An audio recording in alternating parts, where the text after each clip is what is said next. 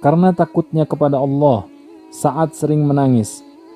Jika didengarnya Rasulullah berpidato dan menasihati umat, air matanya bercucuran hingga membasahi haribaannya. Ia adalah seorang sahabat yang diberi nikmat taufik dan diterima ibadahnya.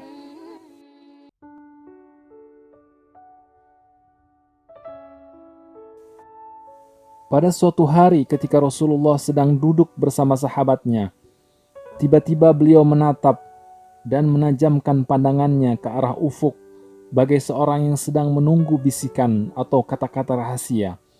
Kemudian beliau menoleh kepada sahabatnya.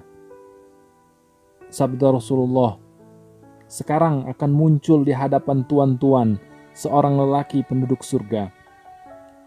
Para sahabat pun menengok kiri dan kanan ke setiap arah untuk melihat siapakah kiranya orang yang berbahagia, yang beruntung mendapatkan taufik dan karunia itu.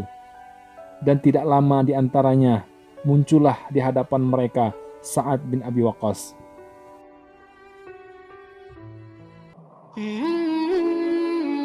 Tidak lama kemudian, Abdullah bin Amr bin As datang kepadanya, mendesak agar menunjukkan kepadanya jenis ibadah dan amalan apa untuk mendekatkan diri kepada Allah, yang menyebabkannya berhak menerima ganjaran tersebut yang telah diberitakan kepadanya. Maka Sa'ad berkata, "Tak lebih dari amal ibadah yang biasa kita kerjakan. Hanya saja, saya tidak pernah menaruh dendam atau niat jahat terhadap seorang pun di antara kaum muslimin." Itulah dia, singa yang selalu menyembunyikan kukunya, yang diungkapkan oleh Abdurrahman bin Auf. Di pertempuran Madain, Sa'ad mencapai prestasi tertinggi. Pertempuran ini terjadi kira-kira 2,5 tahun setelah pertempuran Qadisiyah. Sementara perang berlangsung secara kecil-kecilan antara Persia dan kaum muslimin. Akhirnya semua sisa tentara Persia berhimpun di kota Madain saja, bersiap-siap untuk menghadapi pertempuran terakhir yang menentukan. Saat menyadari bahwa situasi medan dan musim menguntungkan pihak penentang Islam, karena antara pasukannya dan Madain terbentang sungai Tigris yang lebar. Alirannya sangat deras karena sedang banjir meluap. Walaupun demikian, dengan teguh hati, ia tetap memutuskan untuk memulai serangan umum pada waktu itu juga, dengan perhitungan bahwa mental pasukan musuh sedang menurun. Di antaranya peristiwa inilah yang membuktikan bahwa Sa'ad betul-betul sebagai yang dilukiskan oleh Abdurrahman bin Auf, singa yang menyembunyikan kukunya. Keimanan Sa'ad dan kepekaan hatinya akan tampak menonjol ketika menghadapi bahaya, hingga dapat mengatasi hal yang mustahil berkat keberaniannya yang luar biasa. Demikianlah Sa'ad. Ia mengeluarkan perintah kepada pasukannya untuk menyeberangi sungai Tigris, dan disuruhnya menyelidiki yang dangkal dari sungai yang bisa dijadikan tempat menyeberang. Dan akhirnya mereka menemukan tempat tersebut. Walaupun untuk menyeberanginya tidak luput dari bahaya yang mengancam. Sebelum tentara memulai penyeberangan, Sa'ad menyadari pentingnya pengamanan pinggiran seberang sungai yang hendak dicapai, yakni daerah yang ada dalam kekuasaan dan pengawasan musuh. Ketika itu disiapkannya 2 kompi tentara. Pertama, yang dinamakannya Kompi Sapu Jagat, sebagai komandan yang diangkatnya Asim bin Amr, dan yang kedua yang disebutnya Kompi Gerak Cepat, sebagai pimpinannya diangkatnya Qa'qa' bin Amr. Adapun tugas dari kedua kompi ini ialah menerjuni bahaya dan meretas jalan yang aman menuju pinggir sebelah musuh, dan melindungi induk pasukan yang akan mengiringi mereka dari belakang. Dan mereka telah menunaikan tugas itu dengan kemahiran yang menakjubkan, hingga siasat yang dilakukan saat ketika itu mencapai hasil yang mengagumkan bagi para ahli sejarah. Salman Al-Farisi yakni teman dan kawan seperjuangannya dalam pertempuran itu, juga hampir tak percaya akan hasil yang telah dicapai.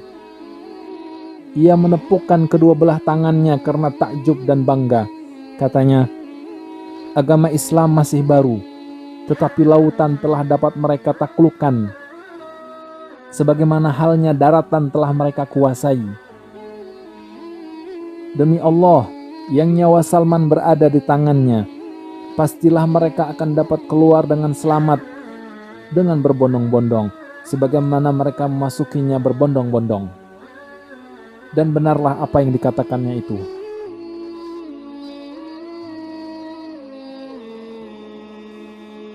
Ada salah satu riwayat yang melukiskan bagaimana dahsyatnya suasana ketika penyeberangan sungai Tigris ini. Saat memerintahkan kaum muslimin agar membaca hasbunallah wa ni'mal wakil. Cukuplah bagi kita Allah dan dialah sebaik-baik pemimpin. Lalu dipacunya kudanya menerjuni sungai yang diikuti oleh pasukannya, hingga tak seorang pun di antara anggota pasukan yang tinggal di belakang. Maka berjalanlah mereka ke dalam air, tak ubah bagai berjalan di darat, hingga dari pinggir yang satu ke pinggir lainnya telah dipenuhi oleh prajurit. Dan permukaan air tidak tampak lagi, disebabkan amat banyaknya anggota angkatan berkuda, serta pasukan pejalan kaki. Orang-orang bercakap-cakap sesamanya ketika berada di dalam air, seolah-olah mereka sedang bercakap-cakap di darat.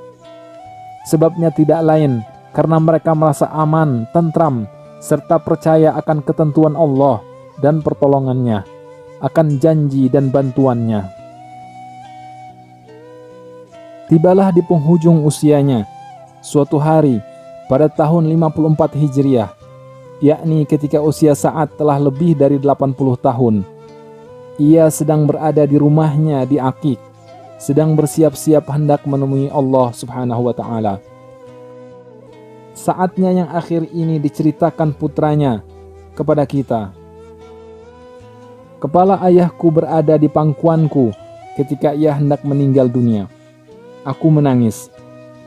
Maka katanya, "Kenapa engkau menangis, wahai anakku? Sungguh, Allah tidak akan menghukumku, dan sesungguhnya aku termasuk salah seorang penduduk surga." Begitulah ketinggian imannya tak tergoyahkan oleh apapun juga, bahkan tidak oleh goncangan maut dan kengeriannya.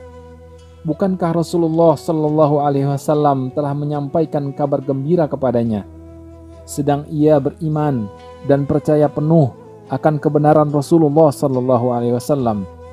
Jadi apa yang ditakutkannya lagi?